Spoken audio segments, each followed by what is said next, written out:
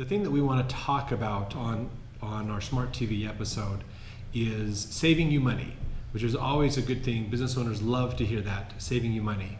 So if you have questions about saving money on social media by using social media, message us those in, because we'd love to chat with you and answer those questions while we're on our live stream today.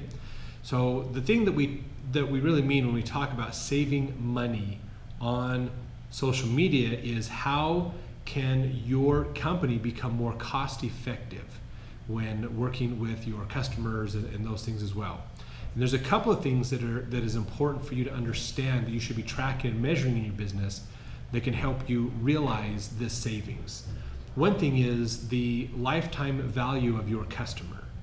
So this is something that every business owner should understand better for their business, is what is that lifetime value of your customer? And what that value is from a dollar standpoint is, if you took an average customer, how much money do they spend with your business? And what is that amount? So if you have a product that you're selling, then how much do they spend when they come in and buy from you is something to look at as well. Thanks everybody for following us. Welcome into our live stream today. So if you sell a service, then there might be multiple times when you work with them. So you want to look at it from a time value as well as a dollar value. So how much time does a customer spend with your business? Is it ongoing services? Do they come back and repeat purchase from you? That is a good thing to know. How much time does an average customer spend with you before they decide to go off with somebody else to do business with? And then look at the dollar amount as well. What is the amount of money that the average customer spends in their lifetime in your store or with your business? Understand those. Those are very, very important. Another thing you want to look at is what's called customer acquisition cost, CAC. How much does it cost you to acquire a customer? Hello, thanks for joining us. So if you want to understand these better, ask us if you have questions about these metrics and things, let us know. We're talking about how can you improve the cost of your business by using social media. So customer acquisition cost is a very, very important one, because it's not only going to help you understand how much is it costing for you to make a client, but you compare that with the value of the client and you can ask yourself, are you making money on the typical customer? Because if your typical customer spends $90 with your business, but you spend $100 to acquire them, then you're losing. That's one of the problems why your business might not be doing as well, is because your customer acquisition costs and your profitability is not matching up. So those are good things to understand about your business, just to give you some tips and advice. The other thing you want to look at is your cost of maintaining your customers. Now, if you read the business books that are out there, they'll all tell you that maintaining a customer, like getting a repeat customer, is about 4 times less expensive as it is to find a new customer. So those are things that you want to really realize, is if you've already spent the money to get them, then what you want to do is make sure that you keep them as a customer. Okay, check my photo profile. Afterwards, I'll look it up and see. I couldn't see it really good on the live stream. The thing is most businesses spend tons of money marketing to new customers, but they really have a struggle thinking about, how do I keep my current customers with me? And that is the thing that you want to be paying attention to more, is if you've acquired a customer, how do you get them to come back? How do you upsell them to get more, to generate more revenue from that one customer? How do you get them to be a repeat customer? And how do you get referrals out of that customer as well? Because all of that is cheaper than finding them in the first place. So the more that you can do to improve those in your business, the better. But you have to be tracking them to understand it. So you need to understand the lifetime value of your customer.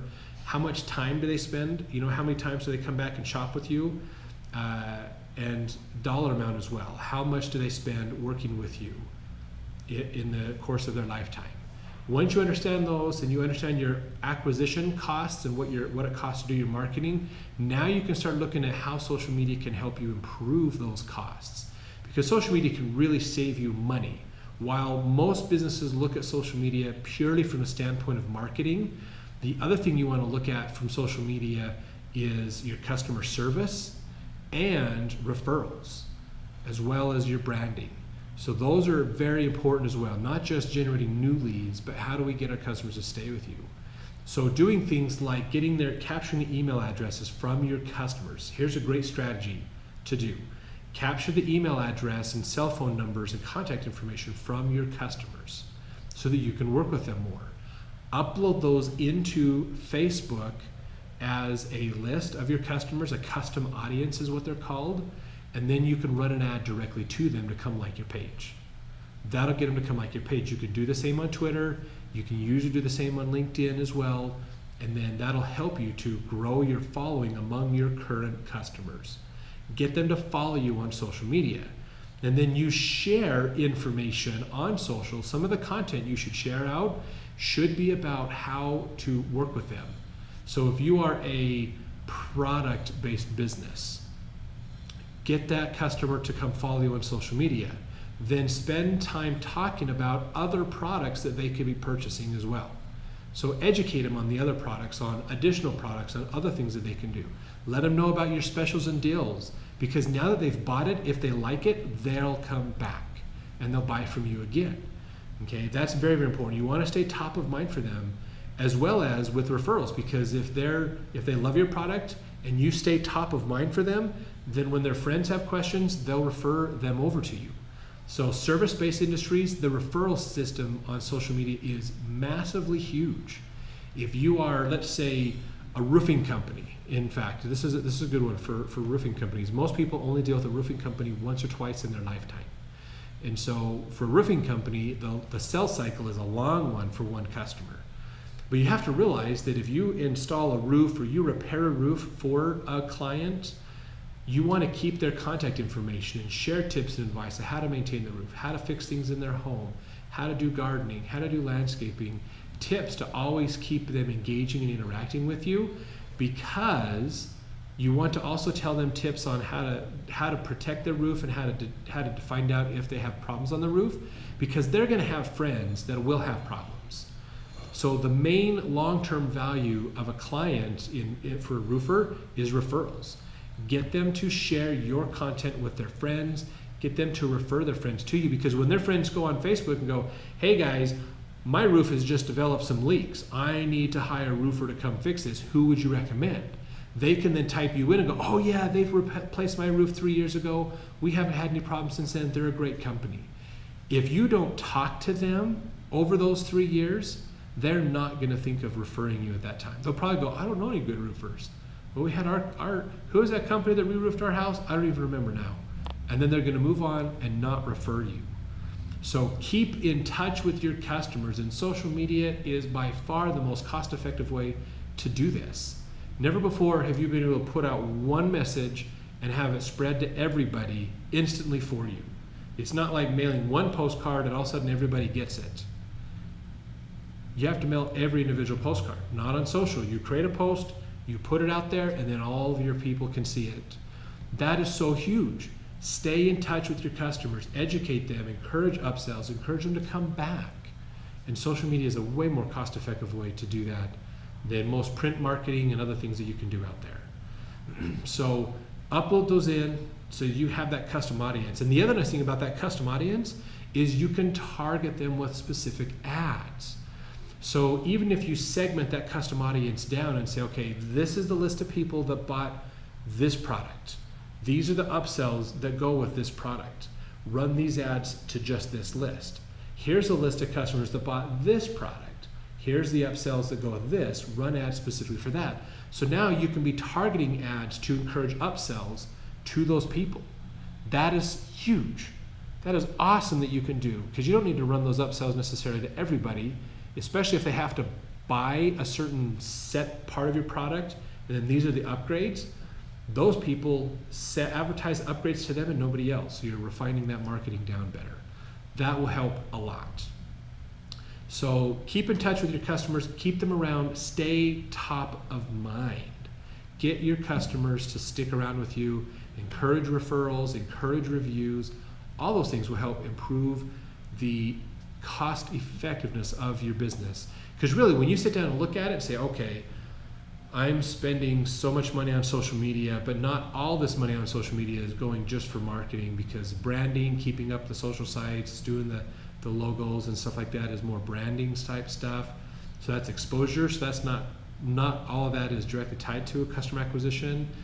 You could tie the ads to customer acquisition. You could tie some of the posts for referrals in.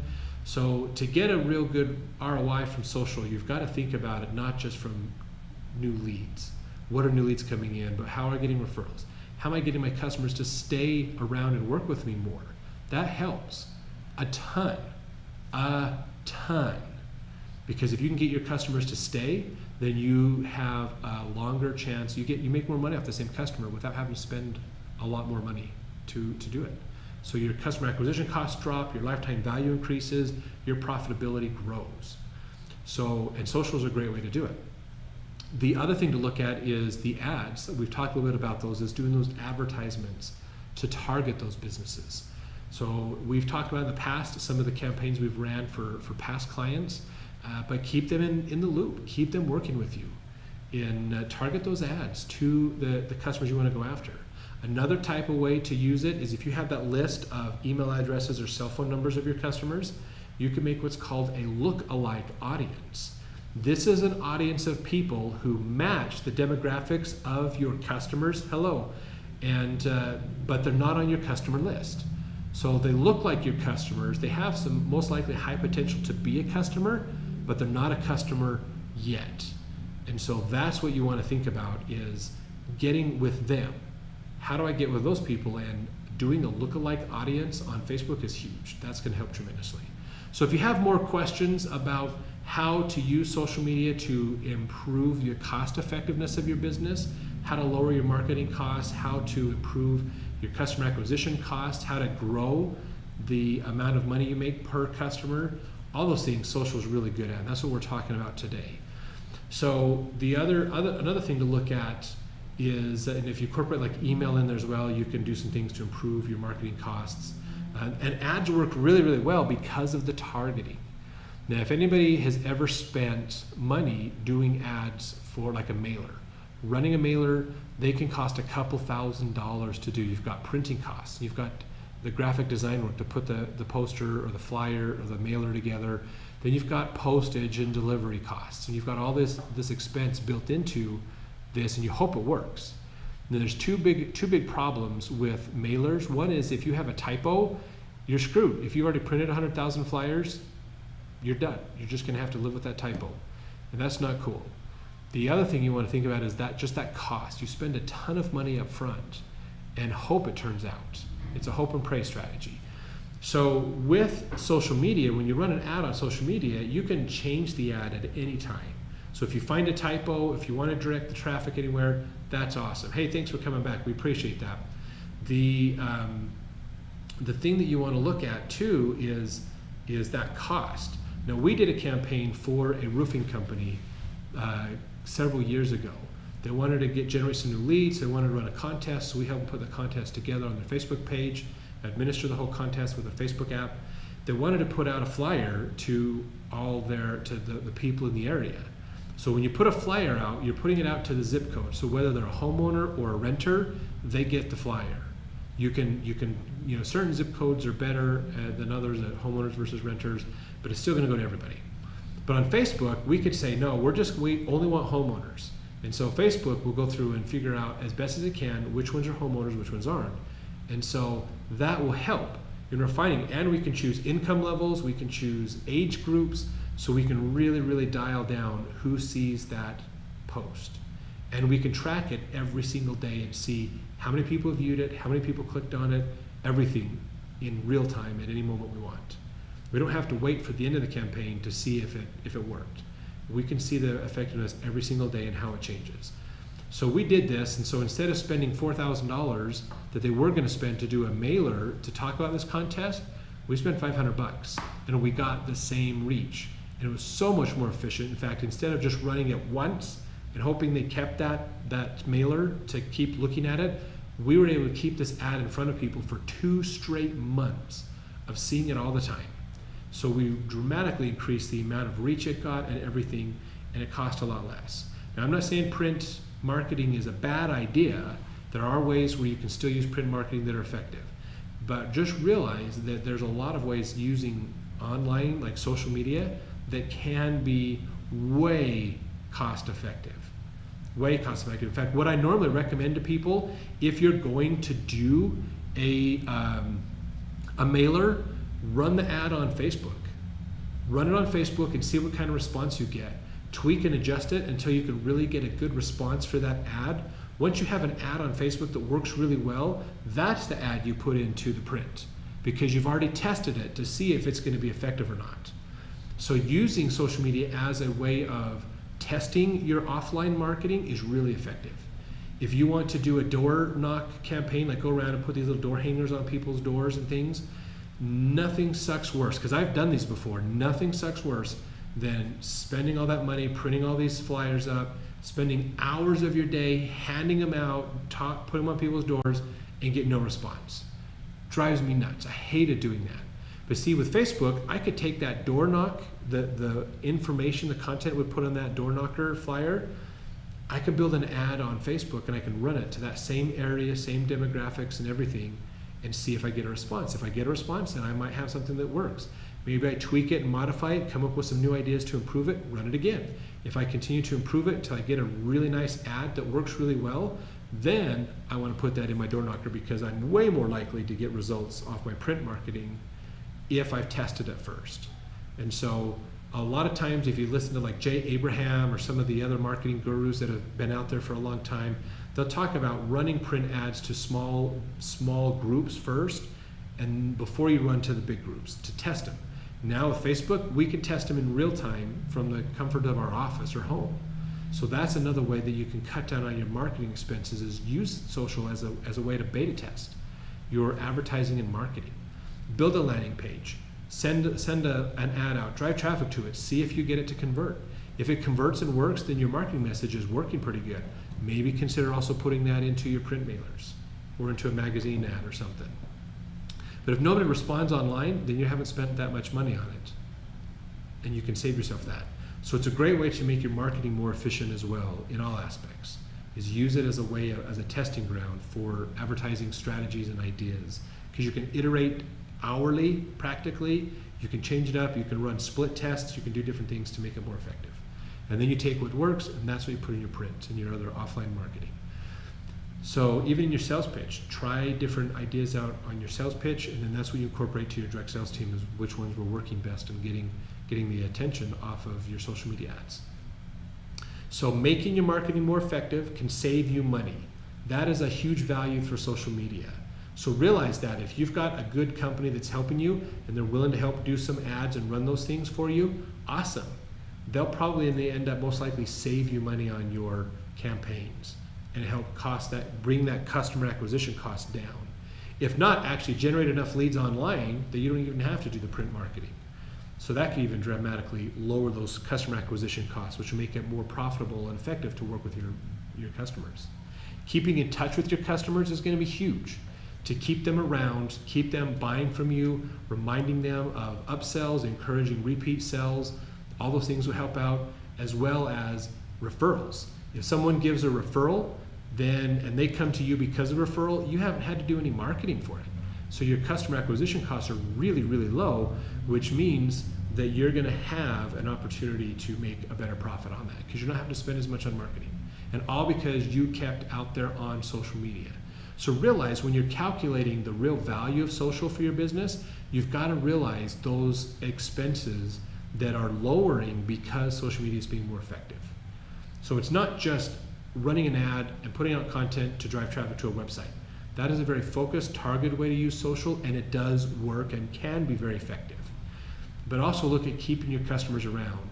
The expense of paying someone to upload those lists, that to have that database or spreadsheet of information from your customers, upload them, run those extra ads, generate a little extra revenue without having to spend a lot of extra money is awesome. That's going to be huge for your business. And encouraging referrals is going to be big as well. One thing you definitely want to change on your business Facebook page is go into your settings, and under your general settings, there is a spot there that talks about where you can allow people to tag your business in posts. Turn that on. Always turn that on. If you're a business that deals with consumers, always have that on. Because if you turn that off, somebody comes in and their friend posts on Facebook, oh, I need help, I need a plumber. If you don't have that turned on, then it's not going to work. So go into your settings in your Facebook page, and it should still be under the general settings. You'll have a whole list of stuff like where you can edit them and those kinds of things. Pull that together. I think so, Joel. Thanks for coming back. Send me a message. Let's talk a little bit more afterwards. Jump onto like Twitter, message me on Twitter or Facebook and directly, and let's talk a little bit more. It's been a while since we've had you on here. So look in your general settings on Facebook, and then it's usually about a third of the way down, because that's where you can like edit your page and do different things. There'll be a spot in there where you can say, I want to allow people to tag my business in a post. Turn that on and let that run, because then your customers can then refer you. And what happens is when somebody puts that out there, then when they type your name in, it becomes taggable, and oftentimes Facebook will grab a link preview of your Facebook page and put it right there to show your reviews. Are you getting 4-star, 4.5-star reviews? All that information, and then their friend just has to click on it and it goes to your page and they can see your business and catch you. So that's very, very important. What are you talking about today? So we've been talking today about how you can use social media to save your company money. So unfortunately we're running a little over right now, so we're going to be wrapping this up. But we do record these just to let everybody know, and we post these up on our YouTube channel as well. So there's a lot of opportunities to go back and see them. We've done this for over a year now. Almost every single week, with the exception of holidays and things, we've run the Smart TV episodes. So go to our YouTube channel and you can see all the past episodes. We have a playlist built with them you can subscribe to. And the nice thing is then you get emailed every time we add a new one. So subscribe on YouTube so you get emails every time we do a new one here. We load them into Facebook as well, so you'll see them all over our social sites. So go back and learn from our past. Watch this one again. And if you have other questions about how can you improve your marketing, hey, thanks, Joel, we appreciate that. If you have any other ideas that you have or questions on improving your online marketing, message us on social media. Let us know. We'd love to answer those questions. And oftentimes we can use those to create Smart TV episodes from as well. So we'd love to have those on there. Thanks everybody for joining us today. We appreciate everybody that has joined us. Just so you know, we've live streamed on Periscope and Twitter. We've been live on Facebook and on YouTube. So we've been on a lot of different places. Oh, you're welcome. Thank you very much. Next week, we'll be back for another episode of Smart TV, talking about tips and things you can do to help you with your business. So we'll work on having this up, Joel, here in a little bit on YouTube, so you can go back and watch the whole episode again. So we'll be there. And then next week, we'll do it again. And then come subscribe so we can make sure to catch up on all the past episodes as well. We love doing these. We love helping businesses to improve their online marketing. And so that's what we're here for. So if you have other questions, reach out to us on social. We'll answer them.